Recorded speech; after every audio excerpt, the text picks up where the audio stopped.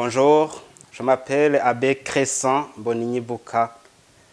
Je suis prêtre, curé responsable de 10 paroisses du secteur de Makamek, diocèse d'Amos. Aujourd'hui, je suis heureux de vous partager la méditation de l'Évangile selon saint Marc, prévu ce mercredi 27 janvier 2021. Le Seigneur soit avec vous et avec votre esprit. Proclamation de l'Évangile de Jésus-Christ selon saint Marc.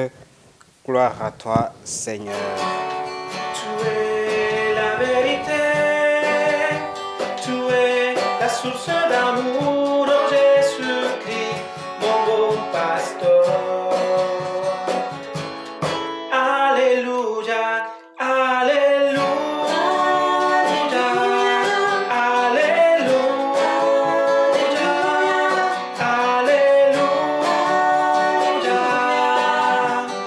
Gloire à toi, Seigneur. Alléluia, alléluia, alléluia.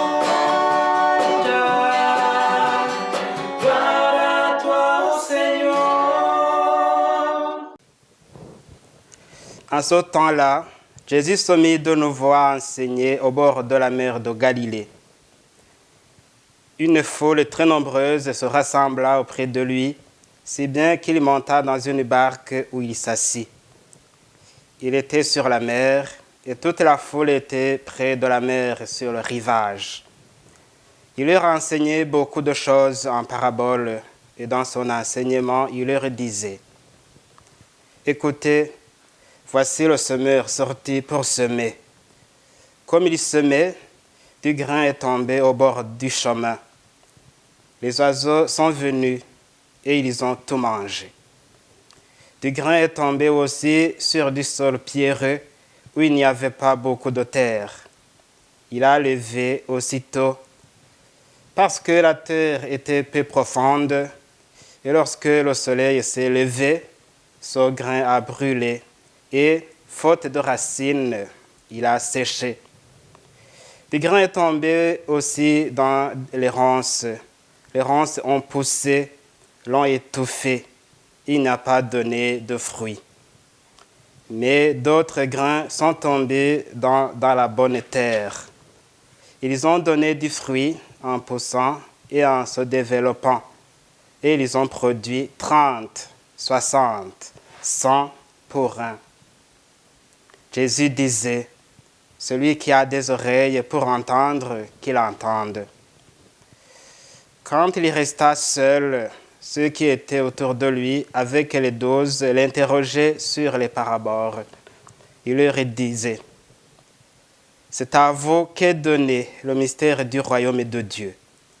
Mais à ceux qui sont dehors, tout se présente sous forme de paraboles. Et ainsi, comme dit le prophète, ils auront beau regarder de tous leurs yeux, ils ne verront pas. Ils auront beau écouter de toutes leurs oreilles, ils ne comprendront pas. Sinon, ils se convertiraient et recevraient le pardon. Il leur dit encore : vous ne saisissez pas cette parabole ? Alors, comment comprendrez-vous toutes les paraboles ? Le semeur sème la parole. Il y a ceux qui sont au bord du chemin où la parole est semée. Quand ils l'entendent, Satan vient aussitôt et enlève la parole semée en eux. Et de même, il y a ceux qui ont reçu la semence dans les endroits pierreux. Ceux-là, quand ils entendent la parole, ils la reçoivent aussitôt avec joie. Mais ils n'ont pas de racines. Ce sont les gens d'un moment. Que vienne la détresse ou la persécution à cause de la parole, ils trébuchent aussitôt. Et il y en a d'autres qui ont reçu la semence dans les ronces. Ceux-ci entendent la parole, mais les soucis du monde, les séductions de la richesse et toutes les autres convoitises les envahissent et étouffent la parole qui ne donne pas de fruits. Et il y a ceux qui ont reçu la semence dans la bonne terre. Ceux-là entendent la parole, ils l'accueillent et ils portent du fruit. 30, 60, 100 pour un. Acclamons la parole de Dieu. Louange à toi, Seigneur Jésus. Alléluia, Alléluia, Alléluia. Gloire à toi, ô Seigneur. Avant de dire un mot sur la parabole du semeur, remarquons que le premier verset de cet évangile est prévu ce jour, comme beaucoup d'autres passages de l'évangile, montre que Jésus accorde une grande importance à la mission d'annoncer la bonne nouvelle du royaume. Nous l'avons entendu, Jésus se mit de nouveau à enseigner au bord de la mer de Galilée. Souvenons-nous en passant que tout au début de sa vie publique, Jésus proclame, en citant le livre du prophète Isaïe, qu'annoncer l'évangile, c'est la première des tâches pour laquelle il a été consacré par l'onction du Saint-Esprit. Il le dit en citant le prophète Isaïe en ces termes: « L'Esprit du Seigneur est sur moi parce qu'il m'a consacré par l'onction. Il m'a envoyé porter la bonne nouvelle aux pauvres. » On pourrait dire alors que pour Jésus, annoncer l'évangile, c'est comme un service d'urgence qu'il rend à toute l'humanité, parce qu'il veut que toutes personnes soient sauvées. C'est pourquoi les personnes qui l'ont compris accourent vers lui pour l'écouter. Et toute occasion qui se présente à Jésus est favorable pour accomplir cette mission. À tout moment, il a une parole à dire à chaque personne qu'il rencontre pour répondre à ses besoins. Pour communiquer son message, Jésus utilise des signes, des symboles en langage de la vie courante, selon que les gens peuvent le comprendre. C'est de cette manière que la parole de Jésus nous rejoint et éclaire notre vie quotidienne. Dans la parabole que nous venons d'entendre, Jésus-Christ utilise la parabole du semeur pour nous montrer que c'est lui-même qui sème sa parole dans nos cœurs, dans les cœurs dont les dispositions sont différentes, comme ce type de terre dans lesquels le semeur a répandu son grain. Dans les cœurs durs, comme le sol pierreux, ou comme le chemin sur lequel les gens passent, la parole est semée, mais il n'a pas le temps de fixer sa racine et de grandir. Nous avons entendu que d'autres cœurs accueillent la parole avec une grande joie, mais cette parole ne fixe pas ses racines non plus. Cette joie ne dure qu'un moment, parce que des obstacles de la vie, comme la détresse, la persécution, l'envie des richesses, les soucis de la vie et toutes sortes de difficultés étouffent la parole et l'empêchent de porter le fruit escompté. Les circonstances que nous vivons présentement, dues à la pandémie du Covid-19 et ses conséquences, en disent long. Par contre, la parole porte beaucoup de fruits dans les cœurs qui écoutent la parole et la mettent en pratique. Mais face à tout cela, l'attitude de Jésus nous surprend toujours.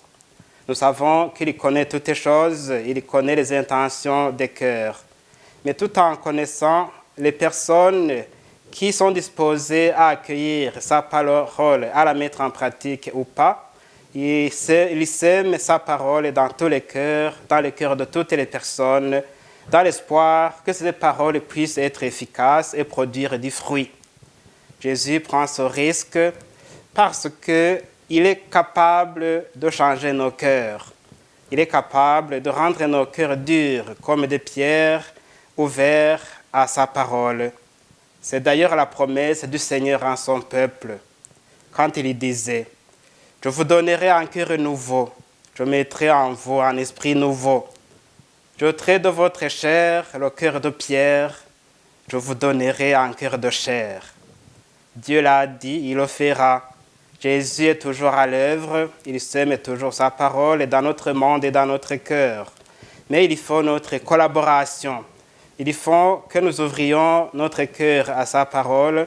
Il faut l'écouter, l'accueillir dans notre vie comme les 12 disciples de Jésus-Christ pour qu'elle nous façonne, nous recrée et porte beaucoup de fruits. Alors, nous pourrons être à notre tour de bons semeurs de la parole dans notre monde comme Jésus, en donnant au monde la parole que nous aurons reçue nous-mêmes de notre Maître. Cependant, frères et sœurs, des défis, des obstacles qui nous empêchent de recevoir ou de semer sa parole subsistent toujours. Confions à Dieu, notre Père, notre vie et notre mission d'annoncer la bonne nouvelle. Maintenant, nous nous tournons vers lui et nous lui disons cette prière. Seigneur notre Dieu, nous t'en prions. Change nos cœurs pour que ta parole porte dans notre vie du fruit et dans notre monde. Amen. C'est Dieu qui nous donne la grâce d'accueillir sa parole, de la mettre en pratique. En son nom, je vais vous bénir. Le Seigneur soit avec vous et avec votre esprit. Que Dieu Tout-Puissant vous bénisse, le Père, le Fils et le Saint-Esprit. Amen.